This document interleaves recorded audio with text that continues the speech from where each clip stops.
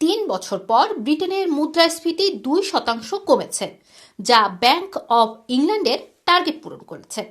অর্থনীতির এই উত্থানকে নিজের সাফল্য হিসেবে দেখিয়ে নতুন করে প্রচারণায় নেমেছেন কনজারভেটিভ দলের প্রধান ঋষি Sunak. But economic stability is now returning. Inflation back to normal. Real wages been rising for almost a year now, and the economy growing healthily again. অন্যদিকে লেবার পার্টি প্রধান স্যার কিয়ার স্টারমার বলেছেন 15 লাখ ঘর নির্মাণ করে এবং zero hour contract পুরোপুরি বাতিল করে ব্রিটেনের মানুষের অভাব দূর করতে চান।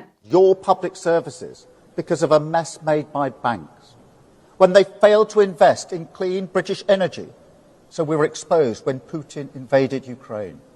That idea was there.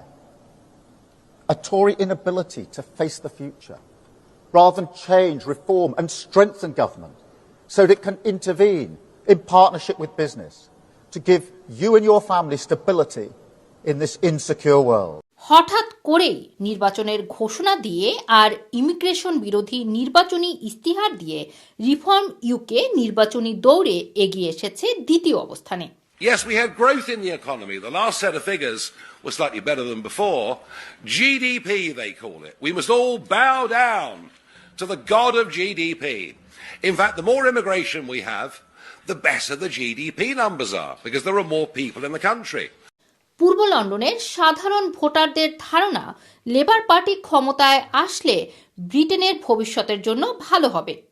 They are obviously thinking about the country, that is right, but for international students as well, they are taking hopes and coming here and studying and making future here or anything what they want to do. But the government, they should do something for students as well. ওদের manifesto বা যাই দেখতেছি খুব ভালো লাগতেছে। আবার অন্যদিকে conservative আমার কাছে কিছুটা আগাচোলা মনে হইতেছে, যে ওদের ম্যানিফেস্টো সঠিক মনে হইতেছে না। প্লাস প্রাইম মিনিস্টার এর যে এখনকার যে প্রাইম মিনিস্টার, ওনারও দিক নির্দেশনা এত ভালো লাগতেছে না আমাদের কাছে।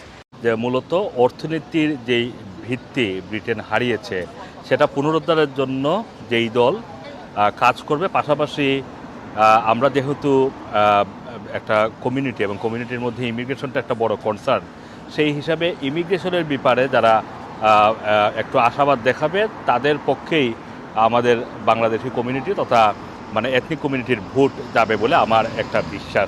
নির্বাচনের 2 সপ্তাহ বাকি। এর মধ্যে রাজনৈতিক দলগুলো চেষ্টা করছে তাদের সমর্থন আদায়ের জন্য। তবে 4 জুলাই বোঝা যাবে কার হাতে যাচ্ছে ব্রিটেনের ভবিষ্যৎ। রুমানা রাখি, এটিএন বাংলা, ইউকে।